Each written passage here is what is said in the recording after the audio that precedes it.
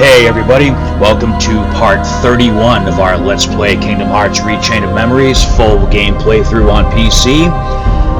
In our last episode we did a review of Sora's Jiminy Journal and just a little recap of everything we did to get to 100% completion.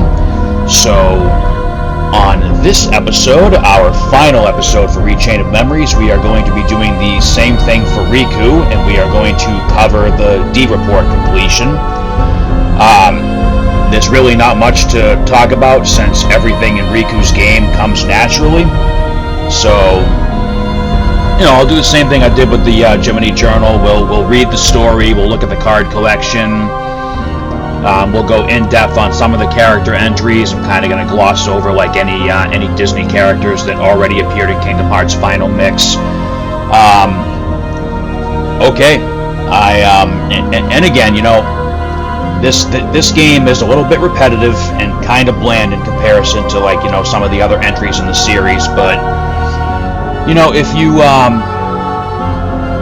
it's still a good game. For what it is, it's a good game, but I am excited to be done with it and move on to the next chapter of our Kingdom Hearts journey. So yeah, let's get in and do this. So just like with Sora, here we are, just kind of... what's going on here?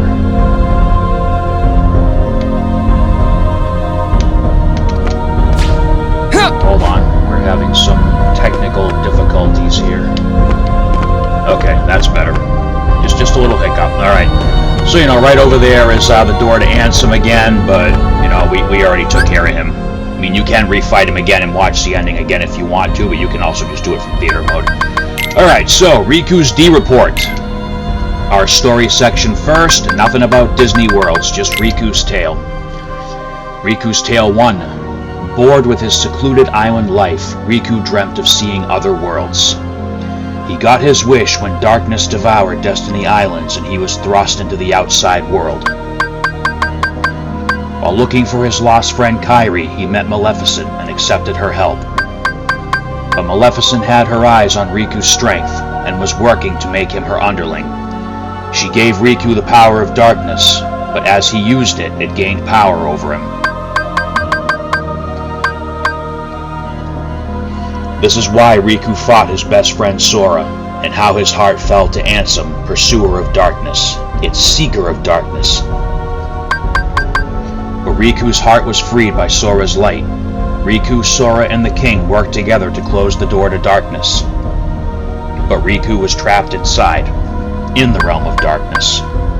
Will he see the realm of light again? Riku's Tale 2. Led by a mysterious voice, Riku made his way through the card worlds, but met only dark beings within. Riku was told that because he rejected the other things in his life to claim darkness, his heart is now devoid of anything but the darkness he sought. Unable to accept this, Riku encountered Ansem, who tried yet again to conquer him. The king intervened to save Riku, but Ansem had not let go of his heart. And so Riku must fight the darkness within. Riku's Tale 3. Embattled with the darkness in his heart, Riku met someone who looked just like him, a replica crafted by Vexen, a member of the organization. The replica commanded darkness freely, and called Riku cowardly for shunning the dark. Meanwhile, agents of the organization laid their rivalry bare. Sora and Riku seemed to be the reason they control the castle. But why? Riku's Tale 4.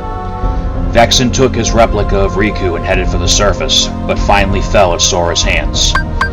Lexaeus confronted Riku, intending to bring him to submission using all force necessary. It was then that the powerful darkness in Riku's heart awakened. The darkness defeated Lexaeus, then dragged Riku into the realm of darkness.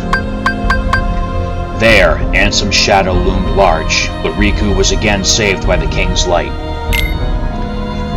Riku's Tale 5. One by one, members of the organization fell at Riku and Sora's hands, even Marluxia, the lord of the castle.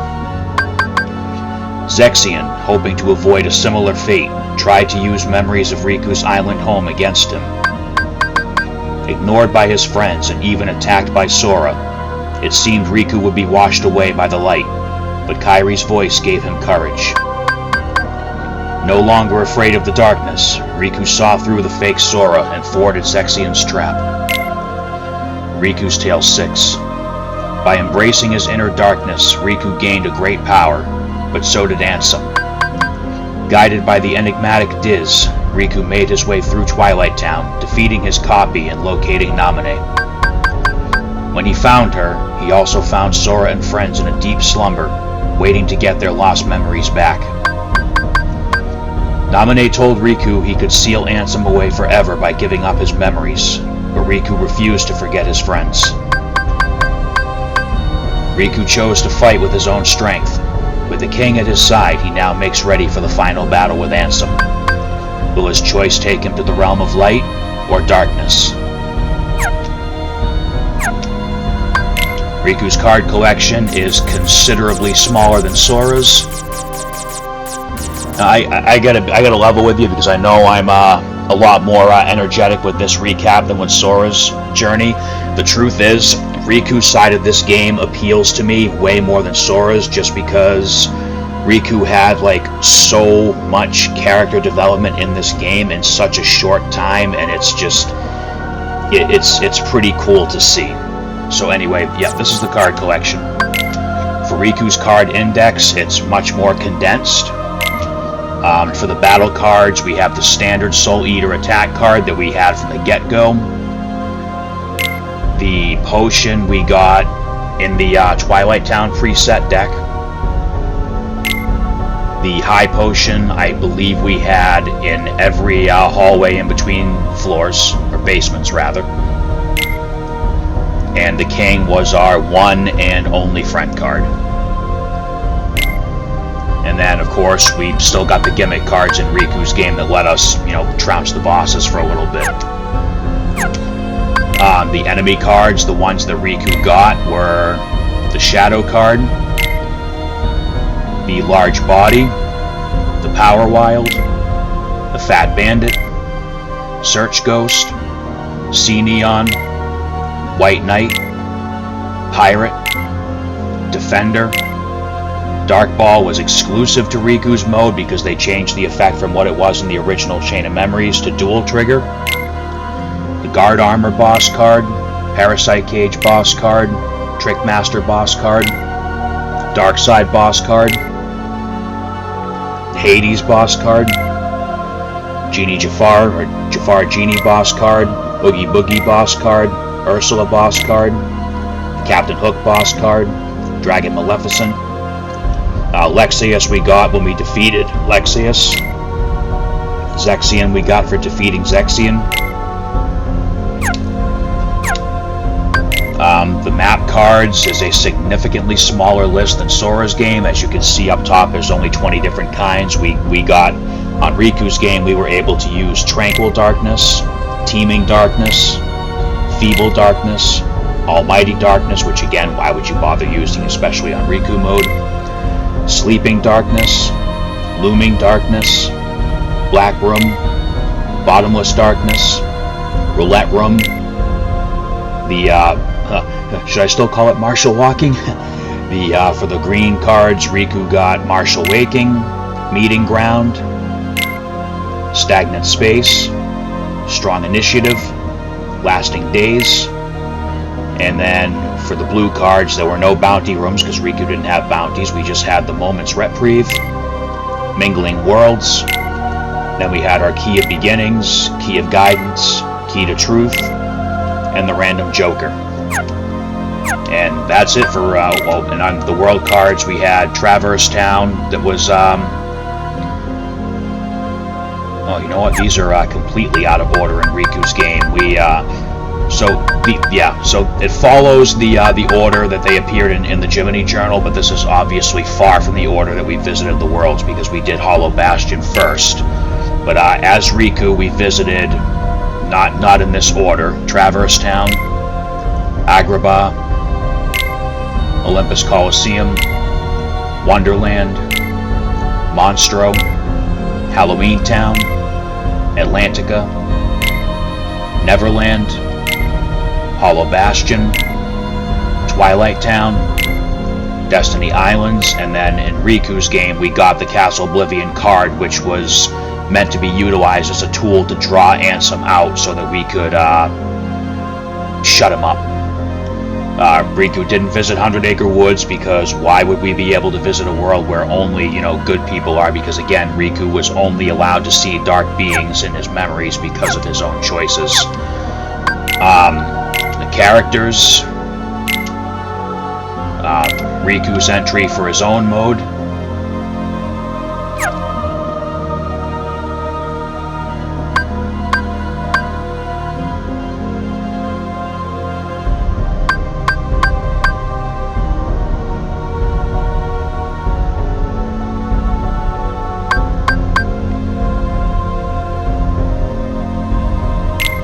Then we have his Halloween Town entry, which he doesn't get a new shape. He just looks grittier and more in line with the textures used in the movie. And yeah, the entry's the same there anyway. And then we have King Mickey's entry for Riku mode.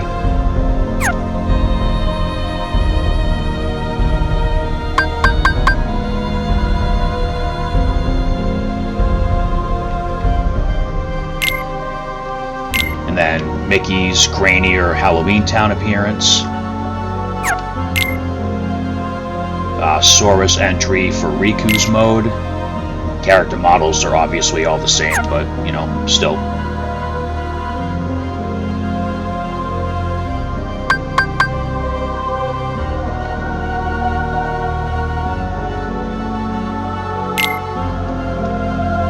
Kairi's entry for Riku's mode.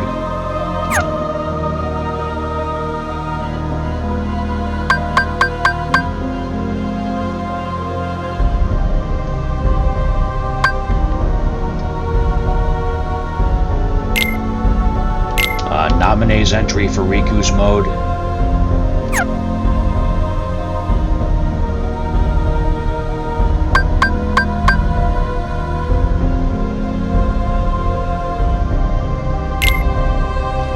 The Riku Replica's entry.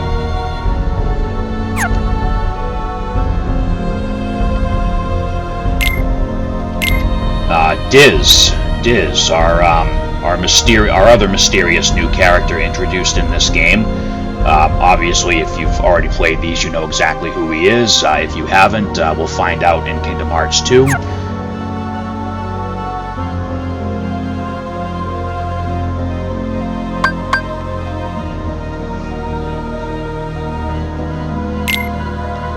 And then, of course, not so handsome Ansem.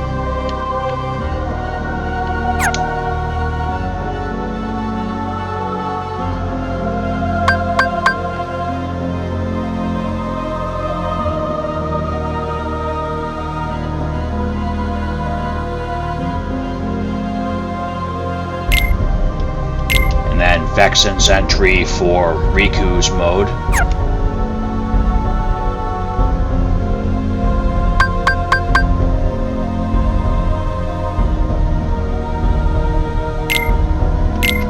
Lexaeus.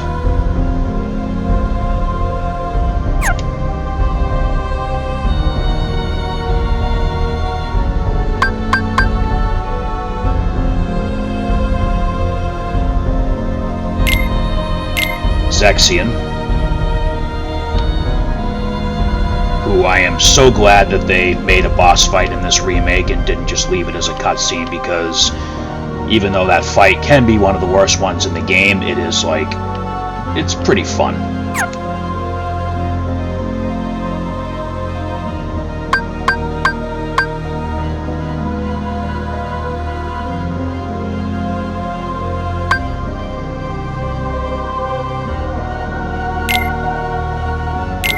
And then it does show Axel's entry in Riku's mode just because of the cutscene where he convinced the Riku replica to absorb Zexion's essence, or non-essence because he's a nobody.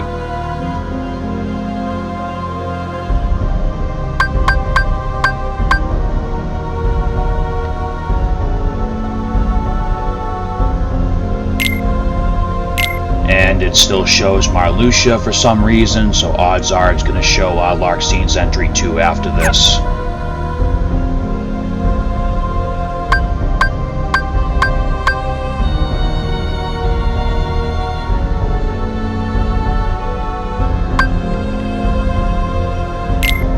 Yeah, there she is.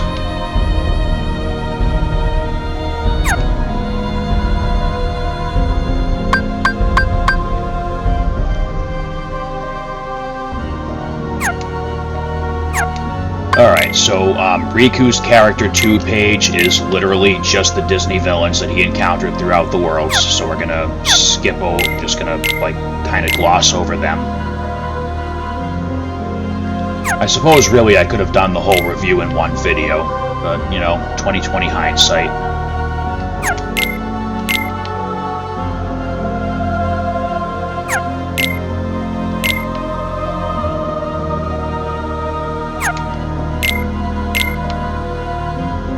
On guard, you old codfish. And then the Heartless that appeared in Riku's game, which there were a few from the Sora game that didn't appear here, but I'm not going to, I won't show the character models on these again because we just saw them in Sora's coverage, but in Riku's game we encountered the Shadow, Soldier, Large Body, Red Nocturne, Blue Rhapsody, Yellow Opera, Green Requiem, Power Wild, Bouncy Wild, Air Soldier, Bandit, Fat Bandit, Barrel Spider, Search Ghost, Sea Neon, Screwdiver, Aqua Tank, White Knight, Gargoyle, Pirate, Air Pirate, Dark Ball, Defender, Wyvern, Wizard, Neo Shadow, Black Fungus, the Creeper Plant, Tornado Step, Crescendo, Guard Armor, Parasite Cage, Trickmaster, Darkside, and that's it. And Riku doesn't have a minigame section, obviously, because Riku didn't play any minigames in his mode. All of our slates, the Dark Break, Dark Firaga, and Dark Aura, we got automatically when we obtained Dark Mode way back after Basement 12. The MM Miracle Level 2 and 3, Holy Burst and Inverse Burst, we got all of those as soon as we got King Mickey's Friend card. And the Impulse, Dark Impulse, Maelstrom, Dark Maelstrom, Barrage, and Dark Barrage, we had right from the, I think we had these as soon as we learned Dark Mode too. We pretty much got all our slates the moment we had Dark Mode and the King Mickey card. And then D Mode is just the actual process of turning into Dark Mode, which we went over this tutorial in the beginning. Yeah, I mean, that's it. Riku's mode really didn't have a whole lot as far as collectibles go. You just had to hope you got lucky enough to pick up that random Joker.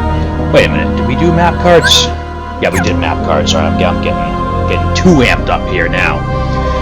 So, just to recap, after we suppressed Ansem, Riku acknowledged to Mickey that he could still feel Ansem lingering in his heart. So Riku suppressed Ansem's darkness, but it's not gone. Now on his way out of Castle Oblivion with Mickey at his side, Diz approached him one more time and asked him, "Will you take the road to light or the road to darkness?" Riku told him that he would be taking the middle road. Diz's response was, "The Twilight Road to Nightfall," and the final line of the game is, from Riku, "No, the road to dawn." So just to recap where we are as Chain of Memories comes to its end, Sora is sleeping to regain his memories, and Riku is...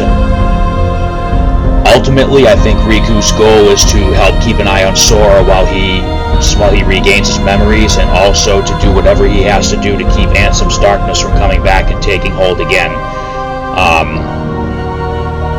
We did see the cutscene, the Rechain of Memories exclusive ending cutscene of Riku and Mickey in a kind of like a barren-looking world. I won't spoil what that is because well, it's been a while since I did the rest of these videos. For all I know, I already did spoil it, but if I didn't, I'm not going to do it now. If I did, well, egg on my face.